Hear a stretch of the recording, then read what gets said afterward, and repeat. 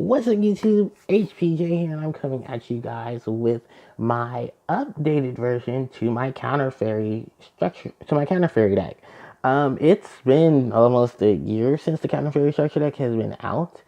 It's been over some time now since I did the lineup of decks as well, and I'm very excited about this because I love how aggressive a deck like this can be. It's a very anti-meta deck. It's a very old school deck. So if you're playing around the time GX came out, this is where a lot of the base cards came out for this deck. And then it got reprinted, of course, in the counter fairy structure deck. And it had a ton of counter traps, ton of Air Knight Parshaft support, ton of light card support, just ton of fairy support as well. It's just a one big foo-fa of light and fairy monsters. That's pretty much what that was. And ironically enough, Hippo Shinnigan was not too far along from its release in the TCGs, so that's even more of a benefit there. So I'm really excited about this. Let's get started. So for my monster lineup, I am running 3 copies of Sacred Arc Air Knight Parshaft. I'm running 2 copies of Power Angel Valkyria, 2 copies of Minerva, the Scholar of the Sky, and 2 copies of Lebyard, the Liberator. For the rest of the fairies, I'm running the bounty, 3 copies of the Bountiful Artemis. This is going to be a key component to your deck. And another key component to the deck is Guiding Ariane, which I'm running a set of as well. And then last but never least is 3 copies of Honest. So that is my monsters.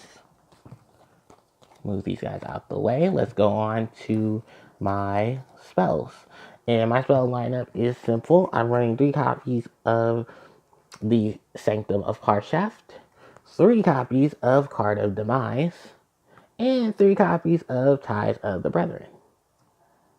So, simple enough there, right? Alright, let's move on to the traps. And I'm starting off with 3 copies of Rebirth of Parshaft, 3 copies of Divine Punishment. Get it right in the screen. 3 copies of Ultimate Providence, 2 copies of Solemn Strike, 1 copy of Solemn Warning, and 1 copy of Solemn Judgments.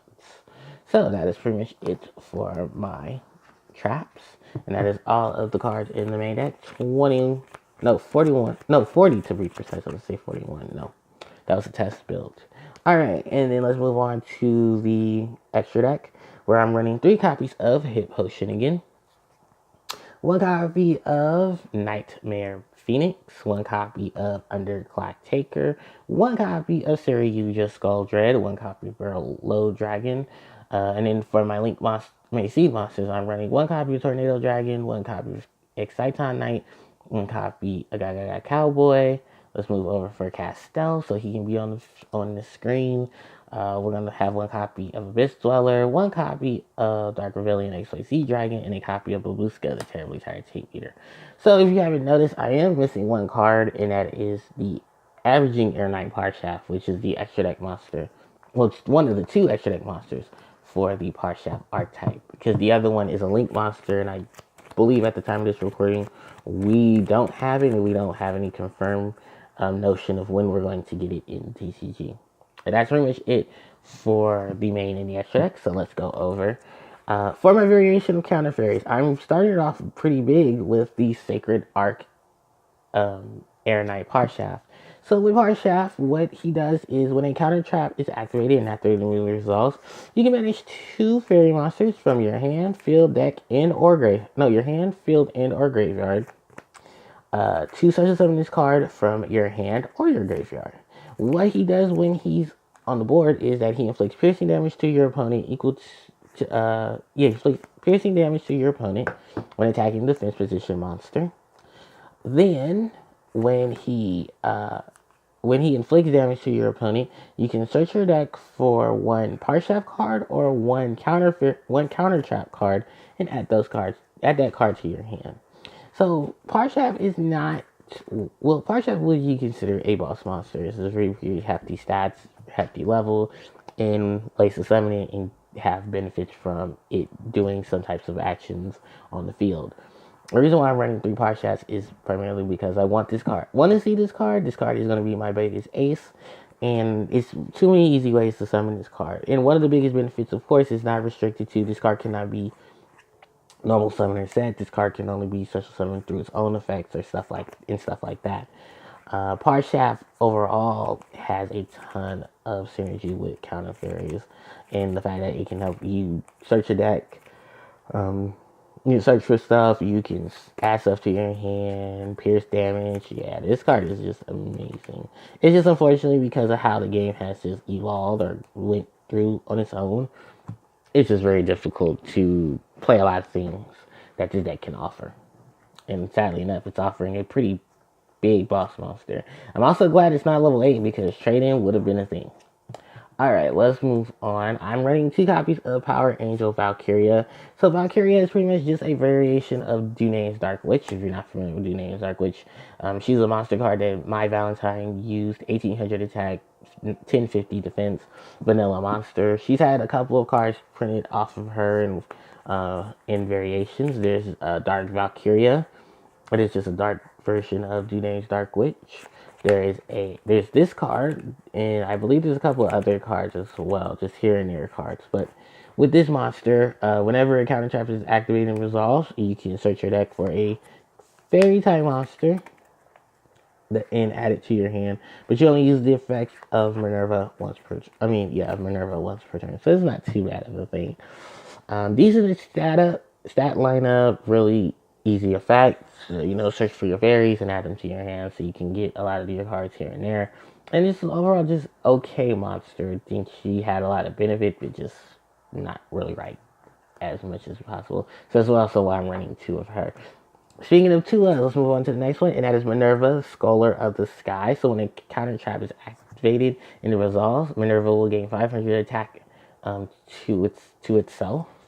Then Minerva's other ability is when a counter trap is activated, immediately after it resolves, while Sanctuary of the Sky is in play, you can add 1 counter trap that you didn't use, that didn't share the same name as the one you used, and add that back to your hand from the graveyard. So it was a crazy scenario and situation with this card. Overall, it makes a pretty big beater. It makes great recovery. And just a really good synergetic card, especially for what Ties of Brethren can do in this deck as well. So that is Minerva. We're going to move on to the last of those crazy fairies. We're going to move on to Libyar, the Liberator. And what this does is when a counter trap is activated, immediately after it resolves, add 2 fairy monsters that were banished from your deck to your hand. So this is pretty much some helpful recovery. I do believe... Nope, just immediately after resolve. So there's no negatives to this. This card is just, when they're banished, add them to your hand, and then he can start swinging in for things as well. So great addition to the lineup. I'm going to move on over, and I'm going to talk about the biggest portion of any counter fairy deck, and that is the Bountiful Artemis. I could have started off with this first, but I just chose not to. Bountiful Artemis is pretty much your basic monster. 1600 attack, 1700 defense, level 4 light fairy. What it does, every time a counter trap is activated and immediately resolves, draw 1 card from your deck. There's no other restrictions to it. It's just draw 1 card. And it's funny because a lot of times when you think about cards like this, you think back, to the old school, where the old school was using Bountiful Artemis. It was using counter fairy stuff. Like, it was using Vendalgan and all these other crazy things to just get heavy beaters on the field, protect Bountiful Artemis, stump stuff over, and beat your opponent's face into where they can't really use anything, and you have ways to get your counter traps and stuff back to the deck, or to your hand. And that's what Artemis is, the evolution of the deck itself is doing, and Artemis is the key catalyst to it, because you're drawing off of Artemis. And that is one of the biggest things about this deck, is if it's counter fairy, it's got to run some Artemises in it. And with the way the draw power and stuff works with Artemis, believable. Alright, let's move over to the second portion of the deck that is very, very important, is Guiding Ariadne. So while this card is in the Pendulum Zone, the effects will apply. You don't pay life, you pay points. To activate a counter trap, you don't discard for your counter trap. So the only thing you really would have to do is resolve cards to make it efficient, and that's pretty much it.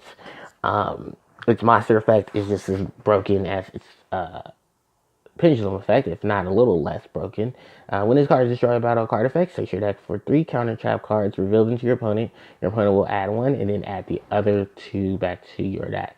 I know it's crazy, and the other 2 back to your deck. It's a very crazy situation, but it helps you thin out your deck. It helps you get to a lot of your counter traps faster. And if you have a second one of this already in the pendulum zone, you're pretty much all you really have to do is reveal for a card if the card says reveal, because these just say no payment in forms of paying life points and discarding cards. So that is helping. It's in that situation.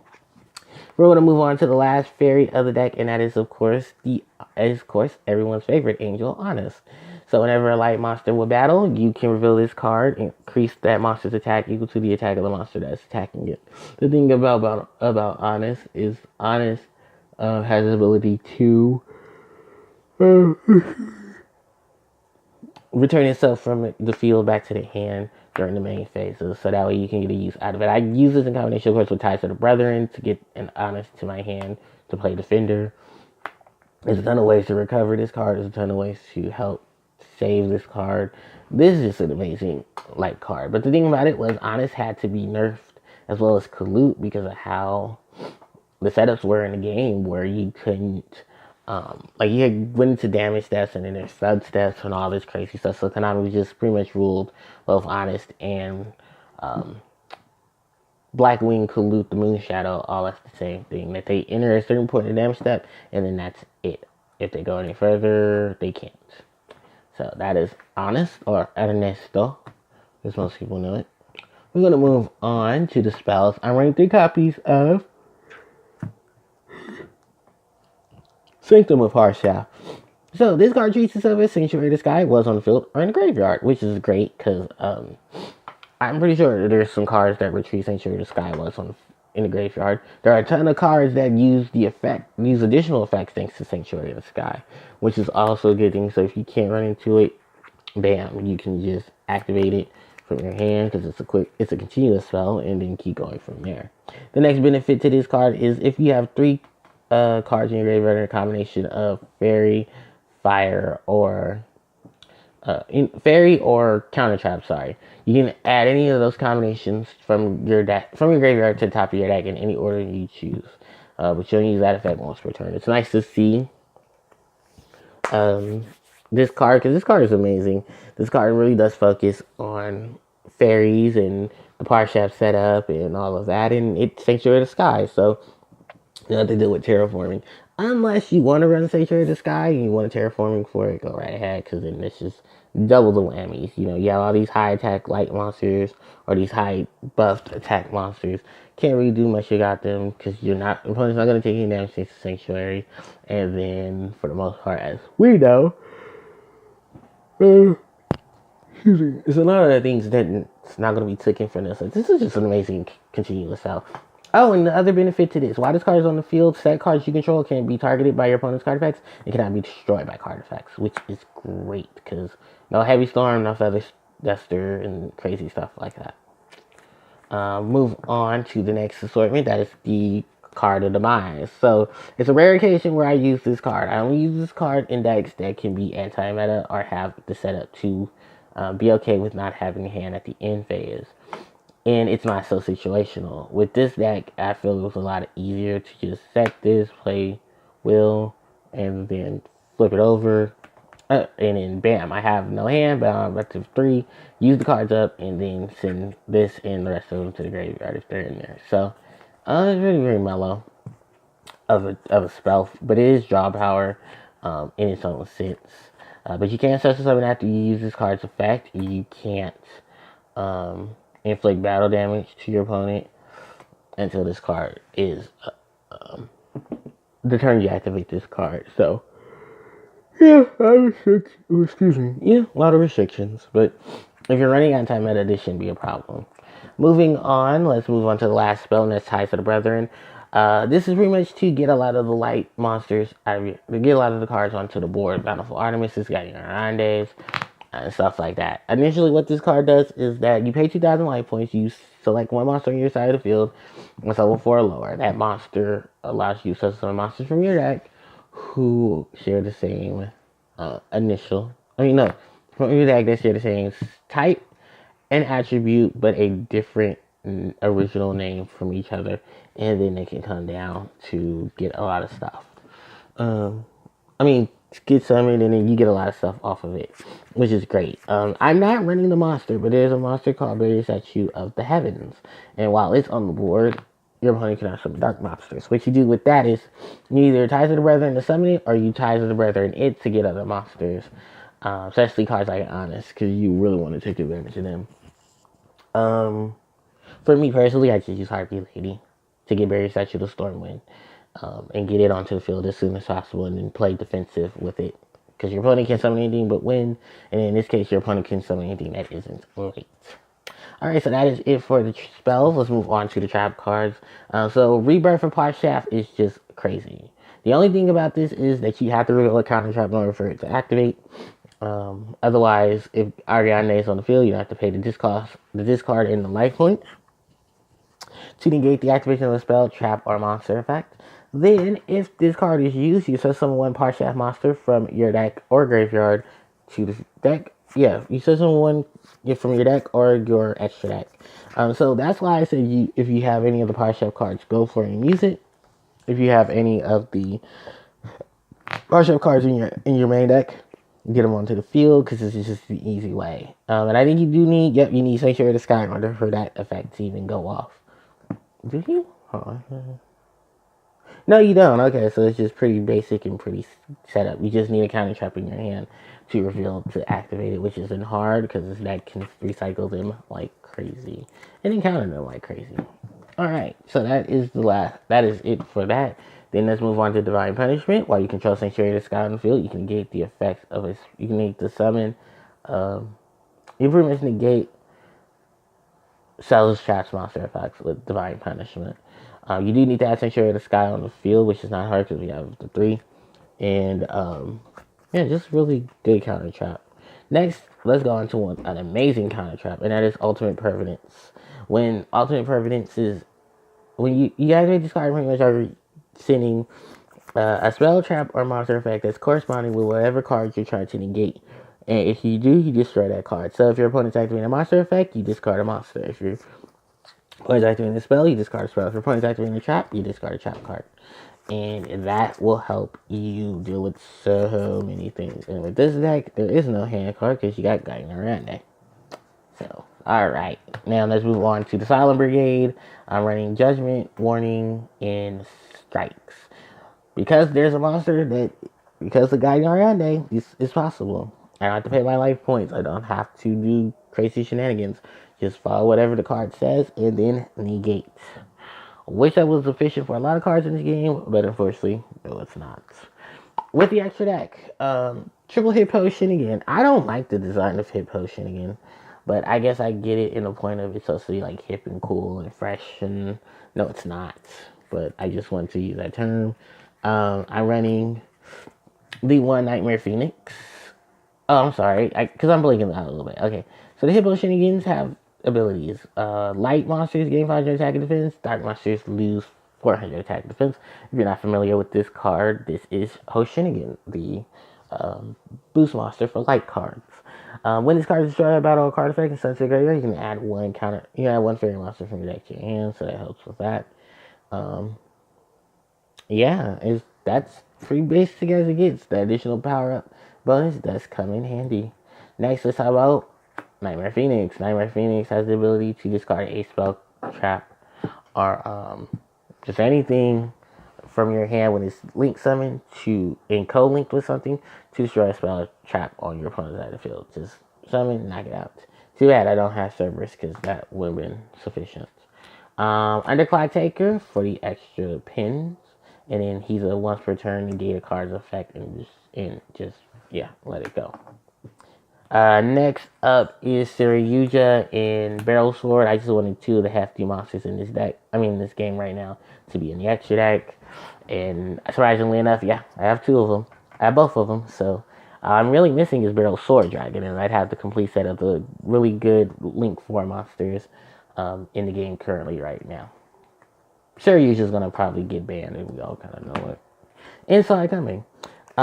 Pretty much for the extra deck in terms of fours, we have Tornado Dragon to remove spells and traps, Castell to remove spells and traps, or to put stuff face down, Exciton Knight to clear the board, Abyss Gaga Cowboy for the 800 points of damage, Abyss Dweller to deal with graveyard effects, looking at you, Salamangreat. I wanted a powerhouse, so I added XYZ Rebellion Dragon.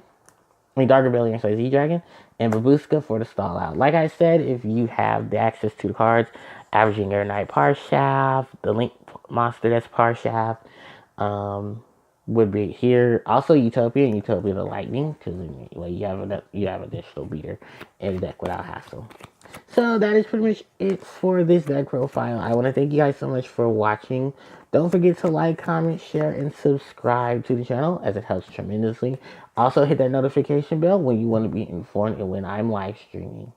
Don't forget to visit the channel. Thank you guys so much for watching. And HBJ signing out. Take care.